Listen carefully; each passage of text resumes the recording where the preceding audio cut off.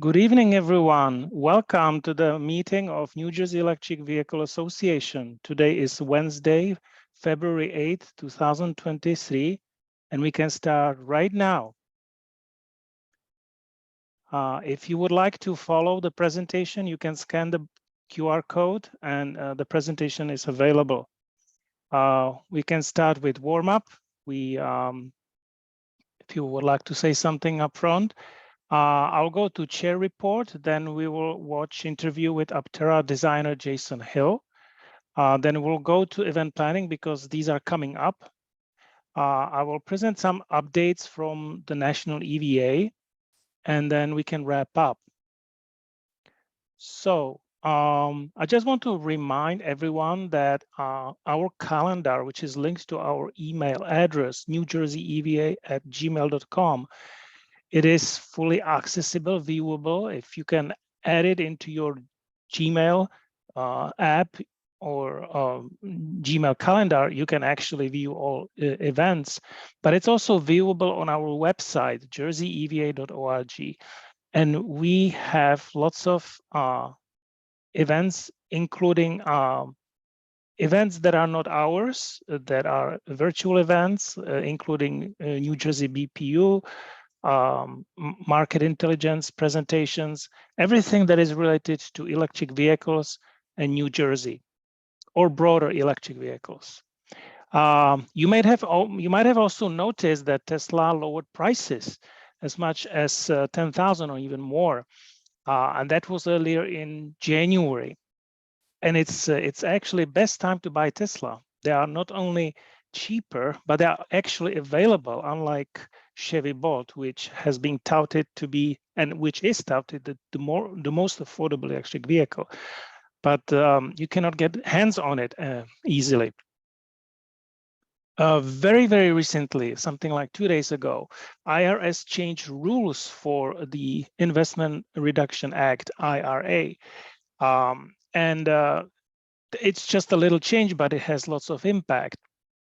If you remember last month, I was presenting how some vehicles are oddly broken into either passenger cars or SUVs, like for example, VW ID4. If it's only rear-wheel drive, it's considered passenger vehicle. If it's all-wheel drive, it's SUV. Similar thing to Tesla Model Y. If it has 5 seats, oddly enough, it's just a car, you know. And if it has 7, it would be considered SUV. That's gone, and all of these vehicles are now in the category of SUV. So the cap to achieve the federal tax credit, $7,500, is now eligible for lots of vehicles, and that includes all Tesla Model Ys, all VW ID4, Cadillac Lyriq, which oddly enough was not in SUV category to begin with, all Ford Mustang E's, Mach-E's, and perhaps some other vehicles. So that's about it. And because that incentive is increasing, Tesla immediately reacted and increased the price of all Model Ys by $1,000. But still, there is a great deal to buy Tesla. The day after tomorrow, this Friday, February 10th, New Jersey Board of Public Utilities will host a stakeholders meeting on New Jersey's process for interconnecting distributed generation resources to the New Jersey electric grid. Why is it relevant to electric vehicles? Because electric vehicle, if it's capable of vehicle to grid capability, would be considered distributed generation resource. Canada announced new proposal that 20% of all passenger cars, SUVs, and trucks sold in Canada in 2026 will need to run on electricity. By 2030, the mandate hits 60% and then 100% by 2035. Pretty aggressive. Also, I think I mentioned it in my last newsletter, Electrification Coalition released interesting new tool. It's called EV Funding Finder. It is a user-friendly tool that helps users sort through almost 36 available federal funds for transportation electrification. but not only federal, but also state. I'm actually surprised it's not stipulated here. And it also helps recipients understand how investments can be matched and see where technical assistance is available. You can go to this link to find out more. Now I'll go to the interview with Aptera designer Jason Hill. Jason Hill has a history of working with other companies, including Porsche, and he has been very, very important for Aptera to achieve the specific design. So let me start the video.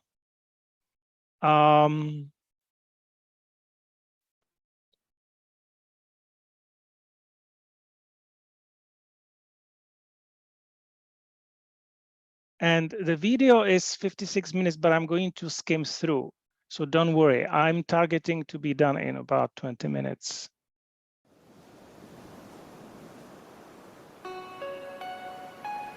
Can you confirm that you can hear the sound? Anyone? It was on a minute ago, but it looks like it stopped. Yes, I stopped it because I was looking for answer. Thank you. All right, welcome everyone. Tonight I'm joined with a very special guest, Jason Hill from Aptera. Thank you for joining us, Jason. It's my pleasure, Steve. Thank you for having me, and great to be here. And I look forward to having a wonderful chat. Okay, well, I'm gonna share with you some imagery and take you back to a little bit of what happened in with the original Aptera, and also I think you'll find by the end what we've been able to do is uphold the original vision without it, and in fact we've enhanced it without it getting let's say demolished or watered down. But there's an authenticity to the Aptera mission, but also the Aptera design and engineering that I'm very proud of, and we've got a collaboration with some magical people and magical technologies that are available to now that will allow us to finish this goal that was established by the founder Steve and Chris back in the day. So let me see if I can get that open. Yeah, what's funny is I was actually looking at some old videos of the Aptera Type 1E and 2E, and there was like a Popular Mechanics video drive that I found.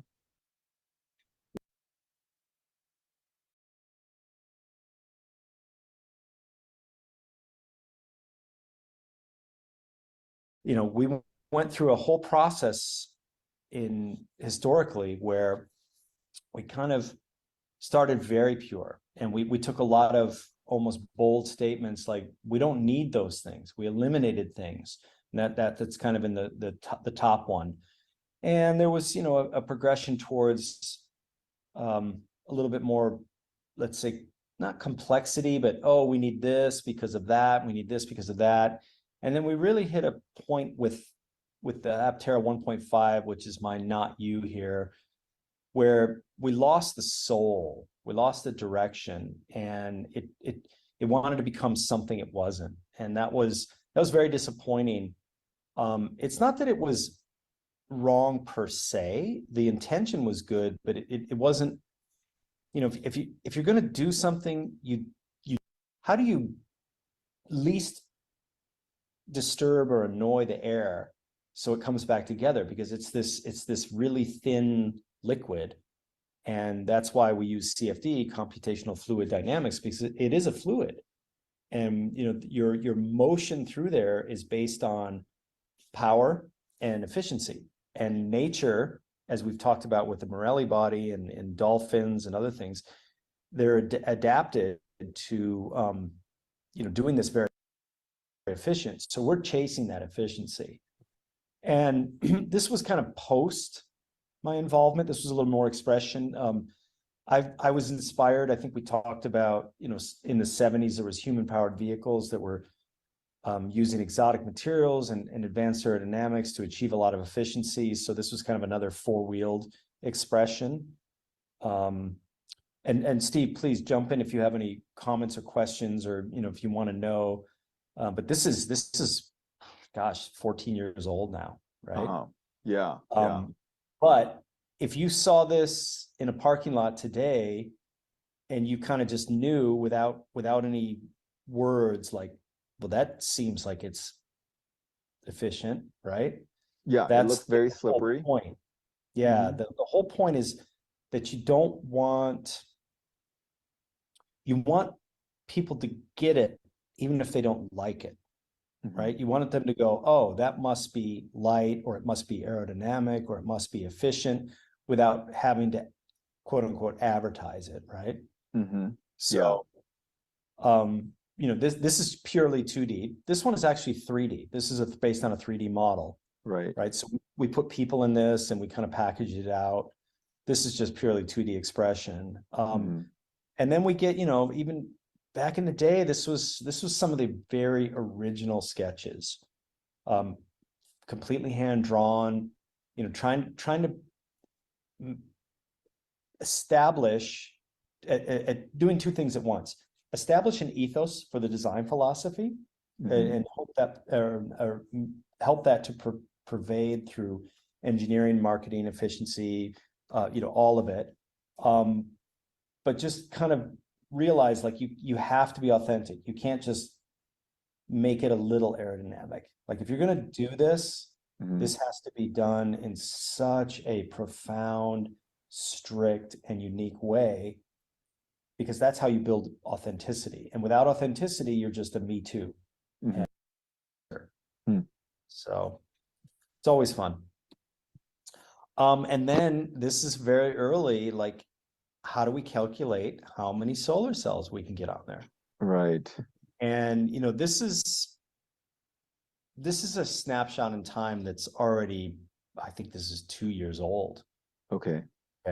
And now we're manifesting it in Delta, where we've got more than these cells, and we've got the technology and the process. You know, solar team led by Anuj has done such a magnificent job of you know, looking at the challenge, and you start with, I don't think we can do that, and now they're just, you know, like, okay, here's what we did and here's where we can go. So that kind of edge of the art with solar is just something super special for Aptera. And then we get to where we're going to go with production, right? Okay. Yeah, this we've never seen before. This you've never seen before. This is our Delta, you know, work in progress frame. You know, and it's almost done, but we've got to hold the batteries and tie everything together, and that's what this frame does. And if you imagine how complex a body in white is for a normal vehicle, and then you juxtapose how simple our body in carbon is, and how the two work together, right? We've got amazing, this is what I was talking about. Like, it's not just the outside, and it's not just the interior, like the seat and the steering wheel. It's really like the structure. And we have an expression of engineering that's, you know, unlike anything I've ever experienced before. And to the authenticity of what we're doing in design and engineering at Aptera. So, and then, you know, by the time you put the Elafe motors and the wheels and the tires, you got a vehicle. Right? We've got all our carbon, all our SMC glass parts. We've got the strength, we've got the safety, we've got the cell. And this is just as beautiful as the, you know, exterior renders that you've seen that represent what the, you know, final product will be, right? So this is kind of the culmination. And, you know, you look at it from different perspectives, which you would never see this, but I threw this in there because I'm just like, this is so awesome. Yeah. Right. No, this is like for, you know, engineering type people, this is beautiful. Yeah. And you know what? I'm not giving everything away. There's lots to be revealed. There's lots more, let's say, interesting aspects to this. But you can start to see the fundamentals, like, oh, this makes sense. Yeah. Right? they tie together in a certain way, and just it's phenomenally awesome. So, and then, you know, look, we're very close. I talked about, you know, the center console. This won't be the production version, but we will be using some of these materials. There'll be some cork and there'll be some pineapple leather, but not in this finish. You know, we're going to uphold our vision system. We've got our volume and our horn. Okay. Right. Yep, I see that now. So yeah, they're actually going to be labeled like that. They have to be. Right. Especially the horn, right? There's a certain rule for both motorcycles and automobiles about the labeling of horns. Oh, okay. Yeah. Okay. You know, maybe it's not that exact size or that exact graphic, but it will be labeled such.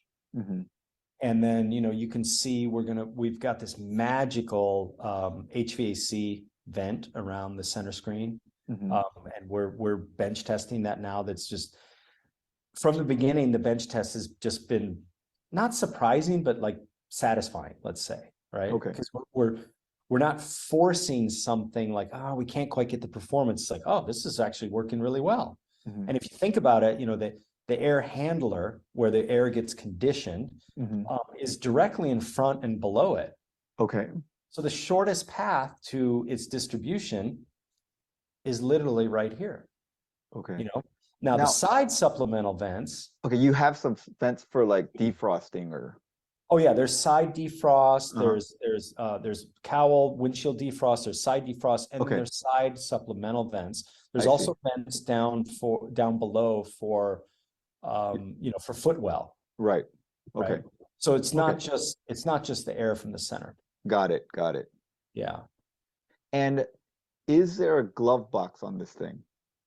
No, we talked about that. We don't have a glove box because then you need parts, you need hinges, you need it strong, you need it lockable, all these things. There'll be a document holder. I see. Because I see this little thing that looks black underneath there. Yeah. Like what is that? That's our document holder. I got it. I got it. Yeah, in the Delta version, it'll be very clear, like, oh, that's where I should put X. Right. Your registration. My registration or, you know, my receipt or whatever it is, right? Okay. Okay. Yeah. So then you guys will get the full Delta soon enough. Okay. Yeah. There it is. Right? It's beautiful, Jason. As we talked about, it's so much more compelling than my whole hour presentation about it. Yeah, I'd love to talk about the process, right? Because that's what I do, you know, the creative process, and to bring something manifest from a you know, condensing fact from a vapor of nuance, which is one of my favorite expressions ever, right? I haven't heard that phrase before. Yeah, I mean, you have to believe in, like, I've always seen this thing. And then Steve and Chris have seen it, but they didn't know how to do it. So then you get like minds together and you start trying it, and then pretty soon you have it. I mean, you've seen Gamma. Yeah. Imagine Delta. Yeah. It's not worse. I can't wait. Oh, it's way better. And it's so awesome to be part of that. But it's not about Steve, Chris, or me. It's about what Aptera represents for the future. There's a bigger issue here. And, you know, chasing that efficiency of nature is what a noble pursuit. It's so much fun. Yeah. All right. Hey, thanks, Jason. I think we appreciate the time that you've taken to show us these pictures and kind of give us a background story of Aptera from a designer standpoint. So I appreciate that. Sure thing. My pleasure. Thinking about going solar, but not sure whether it's worth it for your home? So I actually cut it much shorter than I thought. If you would like to, we can go from the beginning and maybe go into some details. But I failed to mention that this is Aptera Owners Club, And this YouTube channel has tons of videos, and they have interviews with the Aptera founders. They have interviews with the employees, and they analyze videos, digest data, and lots of interesting things. And also, what I'd like to mention about Aptera, that they recently launched Accelerator Investment Campaign. Excuse me. The way how it works is that they decided to allocate first 2,000 Apteras that will be produced to those who will pitch in at least $10,000 in investment after January 27th. And to motivate the people, they say, whoever already invested money, this money will be added, and then there will be scoreboard, and that's where it gets really, really interesting. I would like to show you the scoreboard. Do you see it?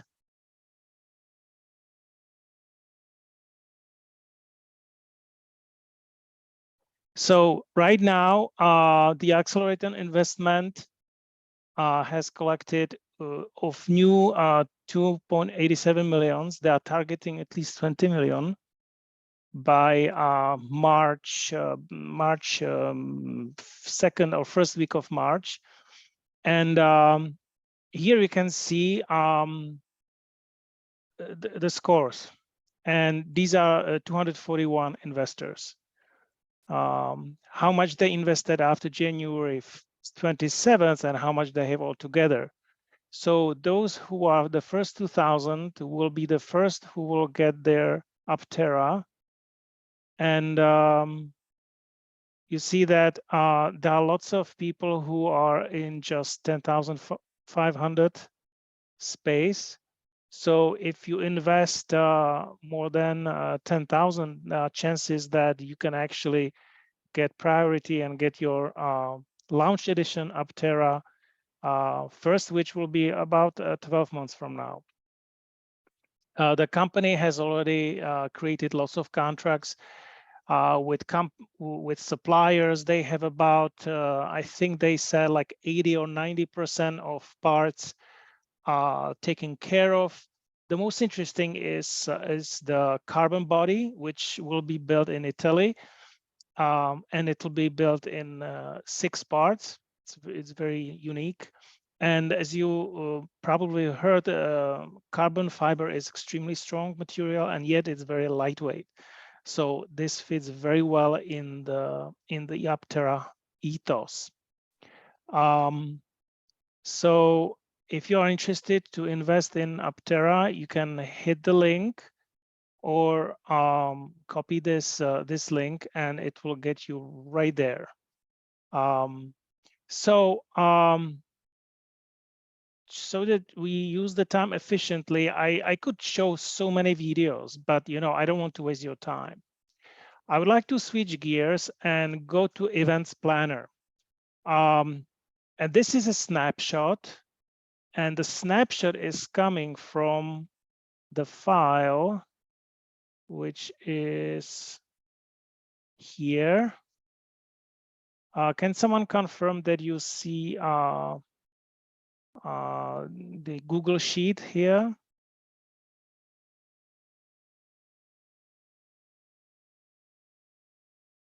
Yes, it's visible. Okay, very good. So, and this is a rolling file. We have 2022, we have 2021 events. So these are planned, and I just would like to make it visible and advertise that our first event coming up will be on March 18th. It is Saturday. Oh, and it's not from 9 to 4, it's 10 to 2.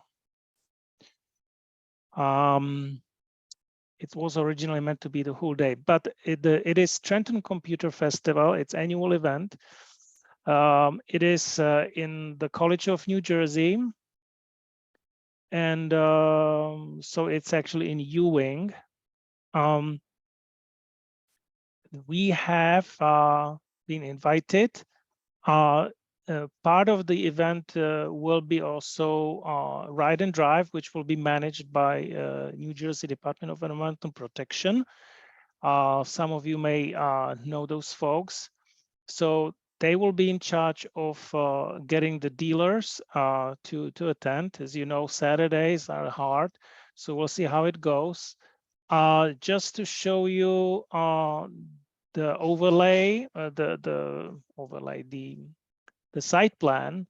So this is already zoomed in. This is the campus. There are some lakes here, and probably the major entrance is through Route 31. You will make either left turn, right turn, depending where you come from. You drive around, and this is education building.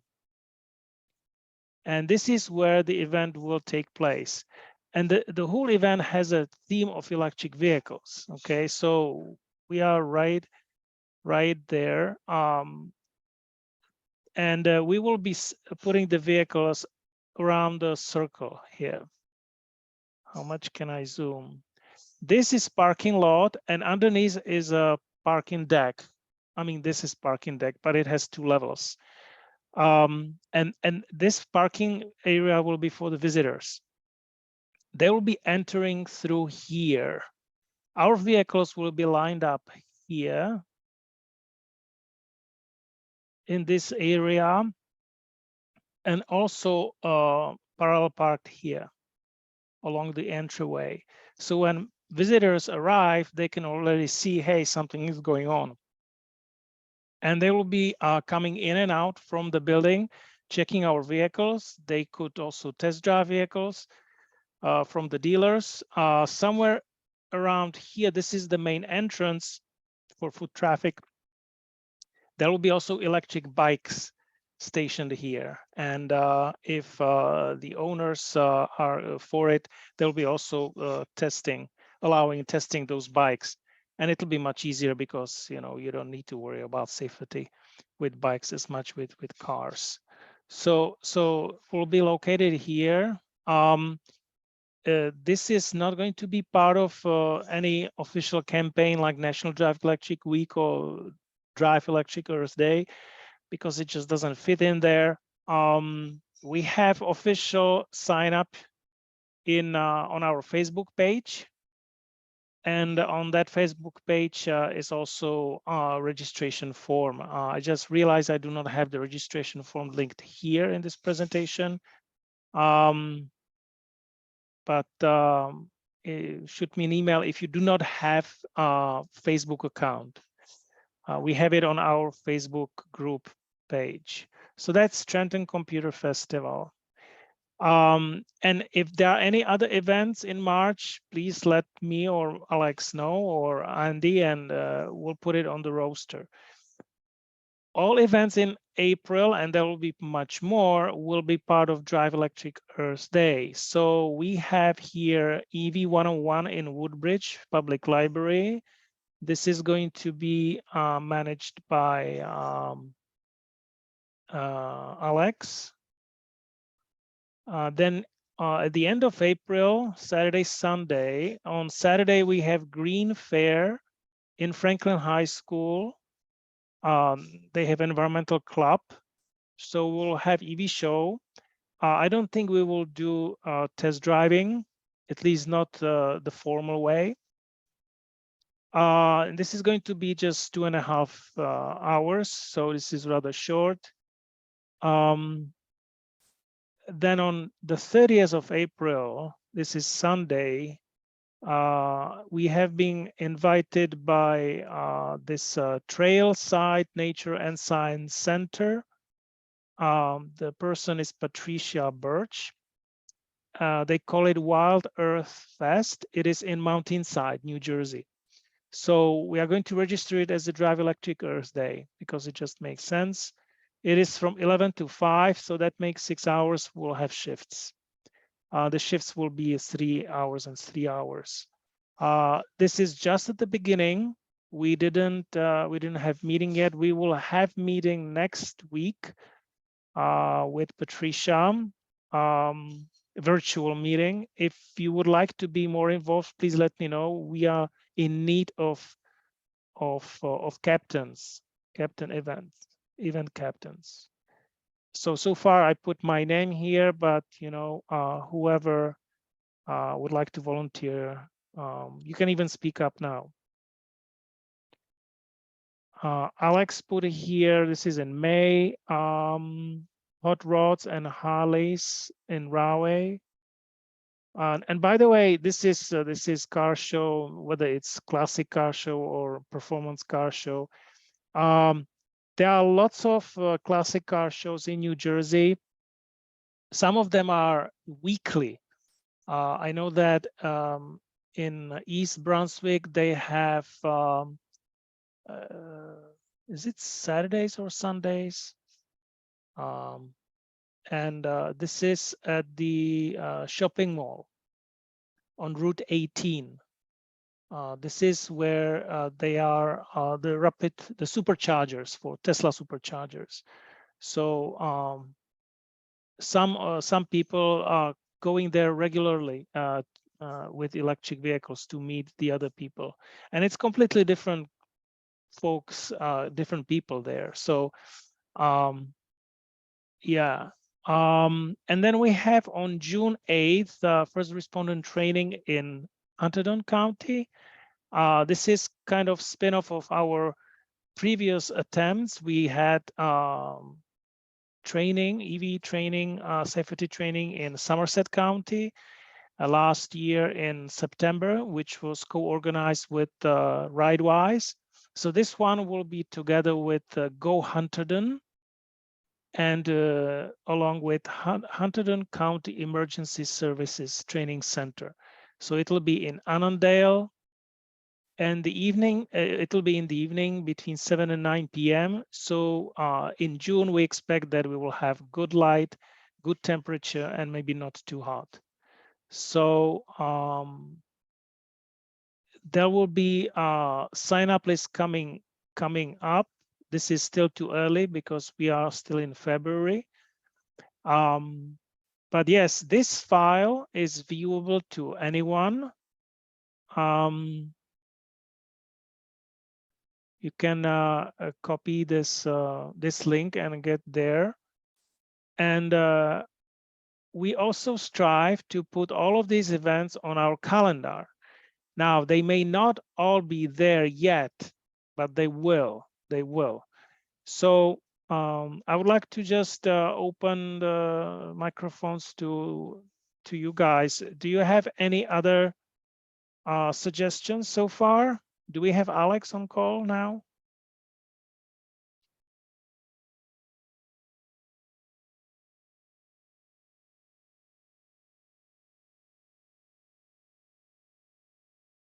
Hi, Eric. What's up there in North Jersey? Well, not exactly a polar bear. So guys, if you have any ideas, anybody will contact you about EV show inquiry, let us know. If it's in North Jersey, our best contact is Ken Jones and Ira. And Central Jersey, that's me and Alex and Andy. And for South Jersey, that would be Patrick McDevitt. He's very instrumental with the Tri-County Sustainable Jersey actions. Tri-County means Camden, Burlington, and the third one. So if there are no further questions, I would like to take you through to some relevant updates from National EVA. And this is actually relevant to our housekeeping. One of them I don't want to skip are the EVA benefits, because the National EVA is really working hard on attracting more and more members. The more members we have, the more voice we have. And part of that effort is to offer benefits. So everyone who is within the chapter, in the leadership position, are able to join leadership meetings. And every time we, like me or Alex, we see that there is someone in New Jersey who would like to be more involved, we can always invite you to any of these leadership meetings. We have liability insurance. I'll take you through a slide about revenue share, what it means. There are sponsored events, sponsorships. Now they implement in business level. Wait a second, no, business level Zoom. Okay, we have access to Zoom. What I was about to say is that they have implemented membership for businesses, which is at the higher level. Like with Citricity that was presenting last month, they're actually business member. We have EVA MailChimp, and we have about 25,000 people on the list. Recurrent battery report, which is very nice. It's free for us, and the chapter, the EVA is actually receiving some benefits by partnering with Recurrent. Clean Energy Credit Union, you can get loans. 200 miles free charging. That goes through the organization whose name I forgot, but I was presenting it a couple of months ago. You can find more information on myeva.org. Speakers Bureau. What it means, the National EVA is collecting a list of possible speakers that local chapters can invite. And all virtual, at least, meetings are actually public, and whoever from other chapters want to join, they can always sign on and listen to interesting speakers. It's important that some speakers, we don't want to inundate them and present for every chapter, because we have about 100 chapters in the United States, so that's a lot. So that's why the National EVA wants to make it available for everyone. Joint chapter meetings, that's just up to us. There are some reimbursement available for DEED and NGO. Logo artwork for chapter, we got our own logo. Special members only events, and fully charged live discounts. The last time fully charged was in September last year. It was very nice. It was awesome. So this is how the revenue share works. There are various categories of membership, and whatever they pay, portion of it goes to the chapter to which they're associated.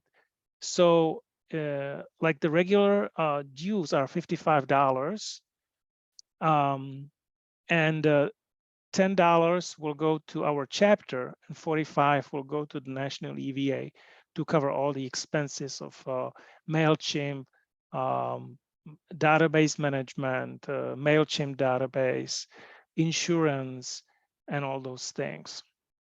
And then there are higher tiers like Charged Up, Supercharged, and Supercharged Plus. Now, it is important that the chapters that are eligible for revenue share, they must be current, because there are some chapters that are kind of ghost chapters. They were open at some point, and the leaders, the presidents, they just, no longer around or whatever. So we must have minimum of 2 paying members who are officers for the first year, but then after the first year, we should have filled all positions, which means president, VP, that's what we have, but we still don't have treasurer and secretary. Although Andy, your role is kind of secretary, no?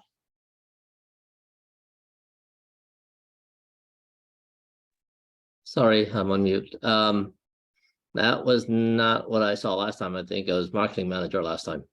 Marketing manager. Okay. Well, we can We can if you would discuss be- that. Yeah, we can discuss that. But this is actually a question to everyone who is on the call. We are still looking for treasurer, and we are looking for actually a website manager or just webmaster, because our website we need to have it updated. It has some factual incorrections, and our previous web designer, he just doesn't have the time. So yeah, new chapters must grow to 10 members within 12 months. We are good with that. Chapters must maintain a minimum of 10 members to qualify for revenue share, right? Yeah, we are good with that. We have about 40 people. And we need to complete the chapter affiliation form, and we need to keep it updated. The new affiliation form will be available. Well, that was in July. Yes, we need to take care of that as well. Liability insurance. So some of you already know, but we do have the basic insurance. All events and meetings are covered, even if you do not need or request a certificate of insurance. We still have it. However, if our co-host or host organization requires certificate of insurance, we can add them. And these are the instructions. Send email to admin@myeva.org and copy Terry Kirsch at myeva.org. We have to include contact information of all who wish to be named insured. And chapter officers are covered for errors and omissions, given the assumption that they are listed on chapter affiliation form as an officer and what the term length is. Now, this is something that, I got this slide deck from the last leadership meeting, and I'm not quite sure how to interpret that, because I always was told that we do not have insured vehicles. So if somebody can help me to interpret this following statement: EVA holds a 1 million non-owned auto liability insurance policy. We also have a 3 million umbrella policy, which is intended to cover all excess if any claim exceeds our general liability and non-owned auto coverage. What means non-owned auto liability and non-owned auto coverage? Is it coverage for a vehicle that I don't own, or does anybody know? Andy? I believe that's exactly what it is, because the EVA itself does not necessarily own any automobiles in and of itself. So this, and the $3 million umbrella basically goes above and beyond that first million. So it does include some damages to vehicles? Yeah, so for example, it was my car, right? Because EVA does not own my car, it's still covered potentially under that coverage, which is why we're having that conversation with the insurance people. It appears to me new. Oh, I believe that they've always had that anyway, because they had $1 million liability policy in class. Yeah. I think the 3 million umbrella is probably new. Yeah. So this is pretty good. Yeah. Well, we also have to follow state laws. Now, some states insurance follows the car, some follows the owner, and some follows the driver. Guess what? In New Jersey, it follows the car. I should know. We should all know. How does it work in New Jersey? Eric, I do you think know? I think it's the car, because if I'm driving my neighbor's car and I get into an accident, it's their cars, it's their insurance company that pays for the accident, not necessarily mine, I think. Mm-hmm. Yeah.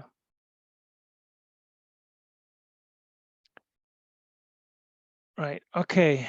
But anyway, we are covered during our events, so that's a good stuff. So yeah, that's what I have.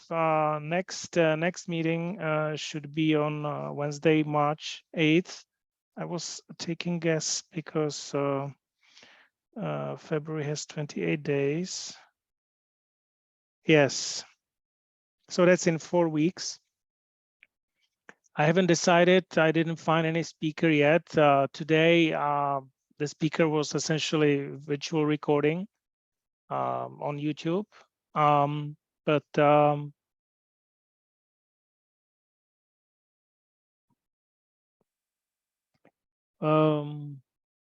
me turn on my camera. What do you guys have some news? What have something that you would like to say?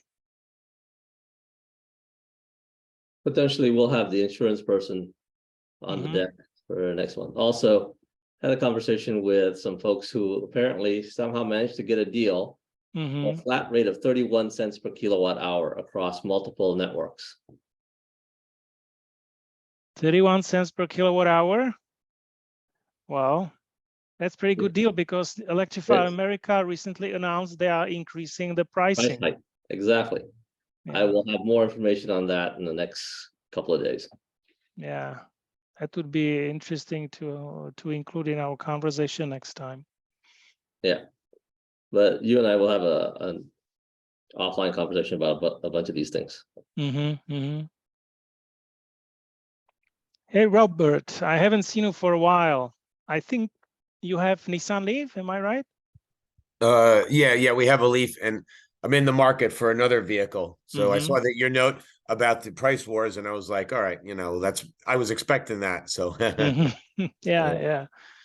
I think Tesla was targeting this first quarter because they knew that there will be federal tax incentives, and they want to make sure they have the production like really pampered, and they can churn the vehicles. It's interesting when people always ask me, like, what is the vehicle that would you buy? And one thing is that it's a personal preference, and I'm not on the expensive fancy side, but it's always it's changing. Last quarter I would say definitely Chevy Bolt, because you cannot beat such a deal. You stack up all the incentives. The little disclosure to that deal is that you have to place an order and you have to wait, right? So and it takes forever. But right now it's Tesla Model 3, base model, because what really is important to have access to superchargers. And just digressing to Aptera will have Tesla charging port. Very cool.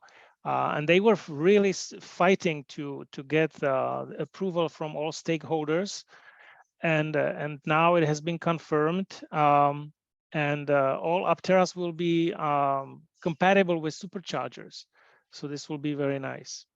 The charging speed is not going to be as fast as Tesla, because the thermal management is not going to be too much advanced.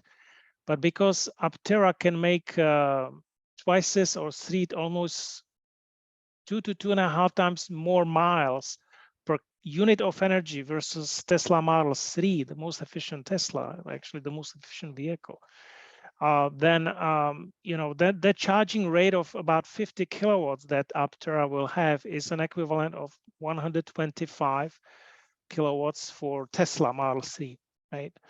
Now, Tesla Model 3 can do up to 250, I know, but the added benefit of Aptera is that you can get up to 40 miles a day just from the sun that hits the vehicle. And this is outstanding claim. You know, of course, there is always disclosure that it's up to 40 miles, and it's not really in our region. But still, you know, it's maybe 30 miles in New Jersey, and it's significant impact, because 30 times 365, you know, it's almost 10,000 miles a year, minus some snow and cloudy events. So we'll see all those details, but the launch edition Aptera looks pretty cool.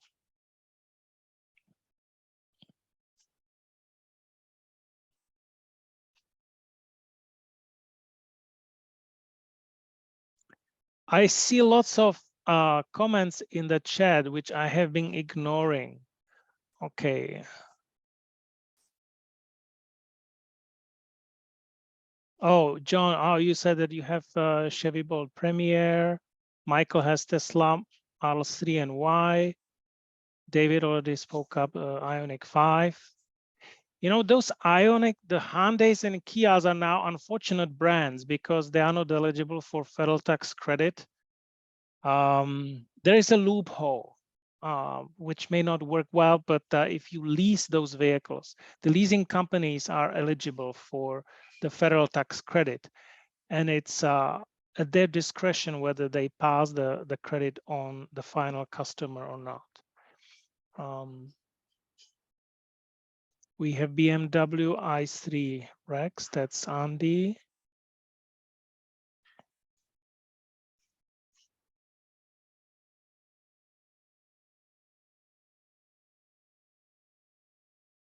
Okay.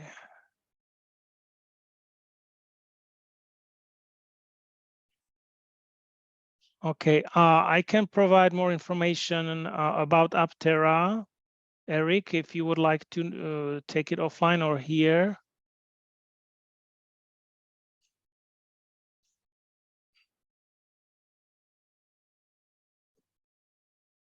Tesla tends to use that for parking, yeah. Okay.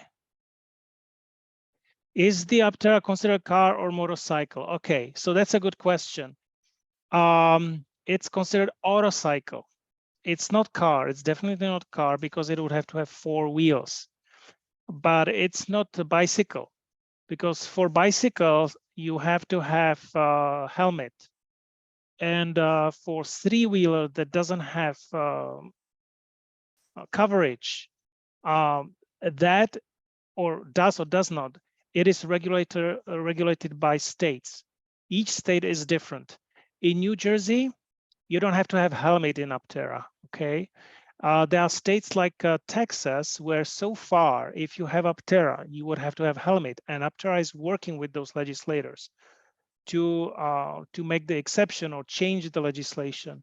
I also heard something about Massachusetts, that Massachusetts might be the same situation. But when it comes to insurance, well, it will be, I guess, something in between. It is a new stuff.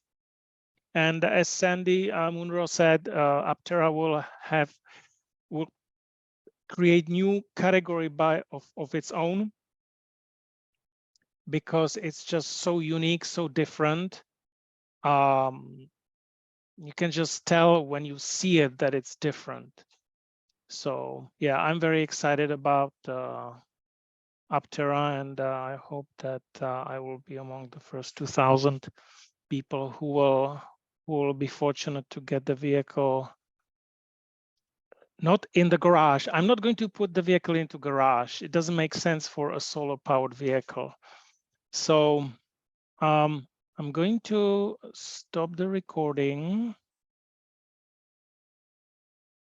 Yeah, but I always struggled. Oh, here.